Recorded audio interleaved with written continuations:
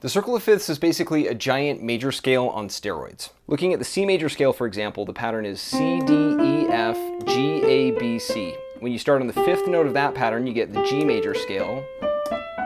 And starting on the fifth note of that pattern, you get the D major scale, and so on, where all scales form a daisy chain sequence or an endless ring that we call the circle of fifths. And this pattern is consistent in all 12 keys. So clearly there's something going on here, and it's almost like music is trying to show us something. But with all of the letter names for notes, it's still sort of busy, both visually and conceptually. For example, although the G major scale is equal parts C and D, and we can actually see this overlap in the circle of fifths, this link is obscured by the letters C, G, and D, which aren't intuitively connected. Seriously, C, G, and D, how would you know that those letters are connected, or any of the letters in sequence in the circle of fifths? So instead of relying on the abstract letter symbols, there's a better way to picture the connection between keys, and that's using color. Because all the colors in the color wheel bleed seamlessly into one another, just as all the keys overlap as well. So you can see how G, red, orange, is equal parts C, red, and D, orange, and how D, orange, is equal parts G, red, orange, and A, orange, yellow,